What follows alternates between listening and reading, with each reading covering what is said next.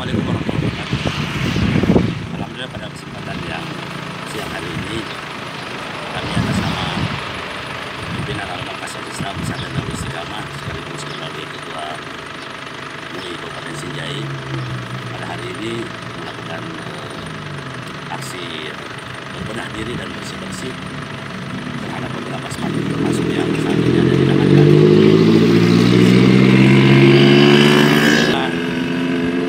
Kabupaten Sinjai yang terkenal dengan slogan Budi Bantuan Kita, insya Allah mengusung nilai-nilai kebersamaan bersama ulama Muhammadiyah, NU, Istiqamah, Wahdah Islamiyah, Syiar Islam, Ibadur Rahman dan Hidayatullah.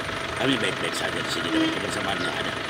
Kami berharap spanduk-spanduk dan slogan-slogan yang seperti ini mudah-mudahan tidak membuat kita terprovokasi. Akhirnya kami mengambil kesimpulan untuk membersihkan. Jangan sampai hal-hal seperti ini akan memancing lagi banyak hal, multi interpretasi dan banyak hal yang lainnya sehingga mencederai nilai-nilai kebersamaan yang selama ini ada dan hadir di bumi Bantuan kita. Kami berharap sikap-sikap kami ini bisa menjadi alasan Allah Subhanahu wa taala menurunkan rahmat, ketenangan dan kesenangan.